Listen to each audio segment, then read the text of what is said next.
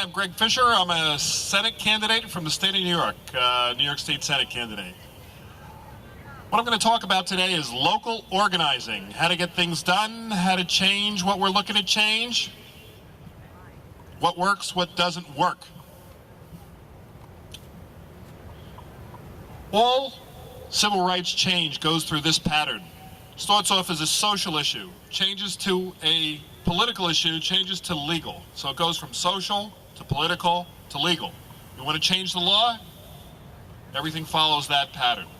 We now have discussion, people's angst and ire and upset about issues, whether it's tax reform, infrastructure improvement,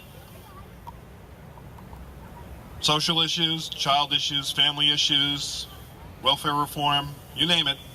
Still goes through the same pattern. Starts off social, goes to political, then legal. The first thing you have to realize about the issues we're talking about today, the social issues, the family issues, the children's issues, they're long-term problems. They're going to take long-term solutions. Anybody getting involved, you have to play to win.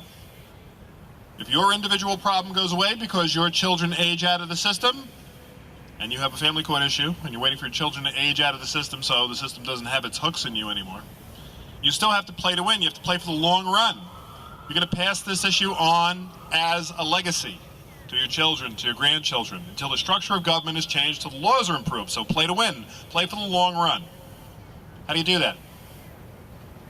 You get yourself a candidate. So you either get yourself a candidate to help and bring forward, or you go out and get a candidate and get them out. Get somebody good in, get somebody bad out. The people in the middle that tend not to do anything, you can ignore them. But somebody against your issues, get them out. Somebody for your issues, if they're not in, get them in. If you don't have a candidate, you have no chance of getting your issues to the fore. You have no chance of improving the law. It's a candidate that becomes the embodiment of the issues and carries your cause forward.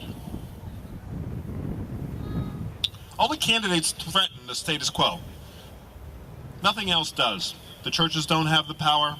Civics groups are ignored. Only candidates really threaten the status quo because they become the equals of the other representatives. They have the same access to media, they have the same access to the public, the forums, and they can bring your issues to the front. They can get your issues press. So only candidates threaten the status quo. You have to commit to a candidate. You have to commit to getting one out. You have to get to committing one in, getting one in. Only candidates become the embodiment of that issue and bring issues forward. So what kind of candidates? You have two kinds of candidates out there. You have whistleblowers and you have conspirators to the status quo. People that will do nothing. So look for whistleblowers. Look for people that will shine a light on bad government, taxation policies, infrastructure policies, family court issues, the problems we're having with child and family services around the country. Get candidates that will shine the light on those issues. Nancy Schaefer, who we honor today, was one of those candidates, one of those leaders, a whistleblower.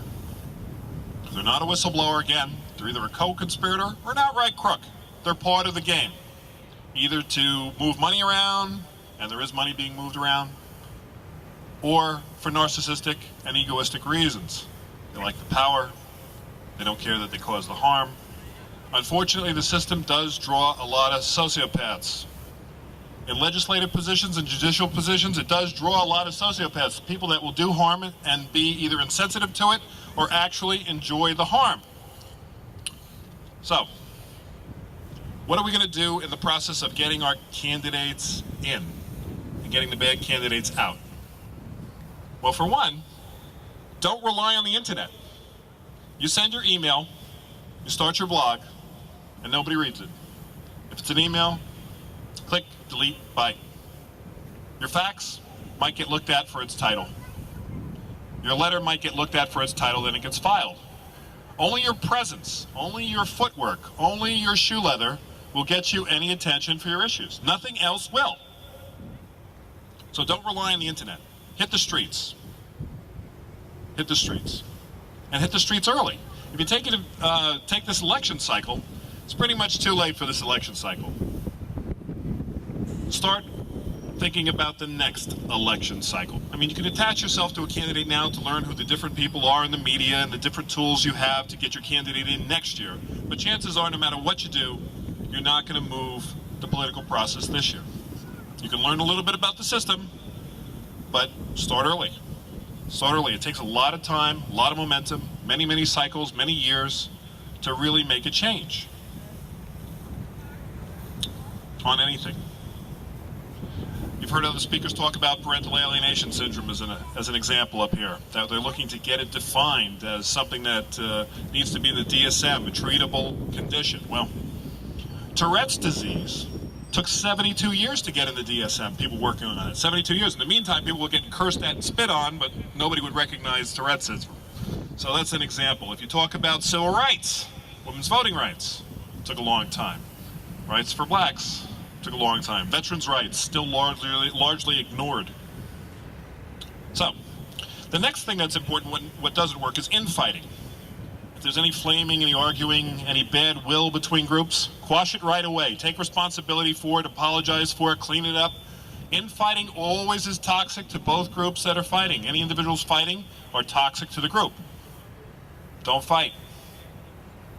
Don't fight. Make peace. Provide a united forefront, a front to attack the problem. Don't fight. The crooks survive the fighting. People with a real pecuniary interest, if they're highway contractors and they're lobbyists for drug companies or lobbyists for the oil companies, they don't care how much fighting there is. They like the fighting. They're going to survive the fight. You're going to lose. Environmentalists will lose. Oil companies will win. They'll survive. Anybody with a money interest will survive. You can't afford the fight. Your fight is good for your opponent's cause. Don't rely on your friends. This is another point. Don't rely on your friends to help you in your political causes. Rely on the other victims. Your friends, your family will feel for you, but they won't fight alongside you.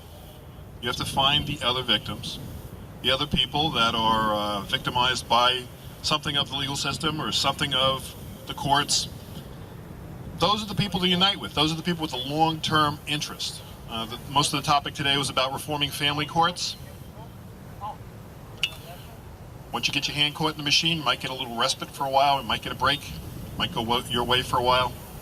You wind up back in it, you're in it for life, and your kids and your grandkids. Only the victims will be those long-term allies. Your friends will not be, your family will not be. And how do you organize them? Well, you go to where the problem is. You go to the courthouse, you leaflet, you promote other groups. You promote at least 5 groups when you go out there. You promote other groups, you build the networks. As well as you gather information, build your mailing lists, start a database, get their information, build relationships. Build relationships. Learn what people do. Are they involved in their union, their church? Build those relationships. Keep building relationships. Don't stop building relationships. But don't rely on your friends, don't rely on your family, rely on the other victims. The last thing about what doesn't work is beware of anarchists. There are a lot of people that get involved in legal and social causes that just want to create mischief. They don't want to really help your cause. They see that there's a little mischief to be made. Watch out for them. They're very toxic also. They'll be the arguers and the fighters, and they'll be toxic to your group and your cause.